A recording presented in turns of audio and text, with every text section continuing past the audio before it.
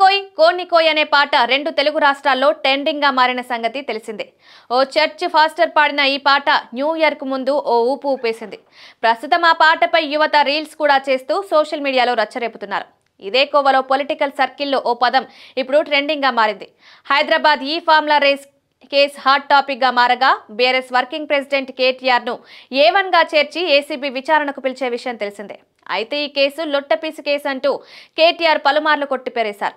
కేటీఆర్, హరీష్, కవితతో సహా పలువురు బీఆర్ఎస్ ఎమ్మెల్యేలు, మాజీ మంత్రులు అదొక లొట్టపీసు కేసు అంటూ పలు వేదికల్లో వ్యాఖ్యానించారు. అది లొట్టపీసు కేసు అయితే విచారణను ధైర్యంగా ఎదుర్కోవచ్చు కదా అని కాంగ్రెస్, బీజేపీ నేతలు కౌంటర్ ఇస్తున్నారు.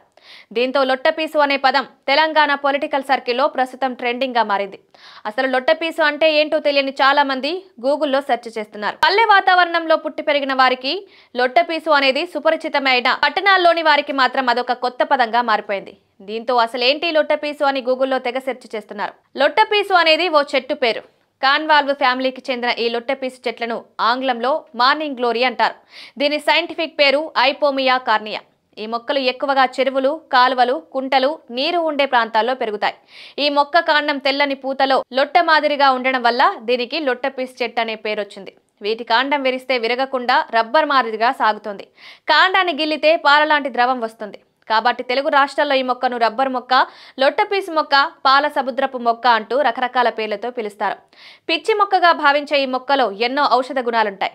లొట్టపీసు మొక్కలో ఉండే పాలు తేలు విషానికి విరుగుడులా పనిచేస్తాయి. చర్మం మీద తామర వంటి చర్మ వ్యాధులు వచ్చినప్పుడు ఈ పాలు రాస్తే తగ్గిపోతుంది. మనుషులను కుట్టే దోమలను, పంటల దిగుబడిని దెబ్బతీసే దోమలను ఈ మొక్క ఆకుల నుంచి వచ్చే పొగతో నివారించవచ్చు. ఈ మొక్కలను కాగితం తయారీలో వినియోగిస్తారు. రైతులు లొట్టపీసు చెట్లను ఆకులకు నీడలో ఎండబెట్టి గోమూత్రంతో కలిపి సేంద్రియ ఎరువులా ఉపయోగిస్తారు. పల్లెల్లో ఈ కట్టెలతో ఇళ్లకు దడిగా, పశువులకు కొట్టాలుగా, రక్షణ గోడుగా కట్టుకునేవారు. ఎండిపోయిన లొట్టపీసు కట్టెలను వీపుకు కొట్టుకొని పిల్లలు ఈత నేర్చుకునేవారు.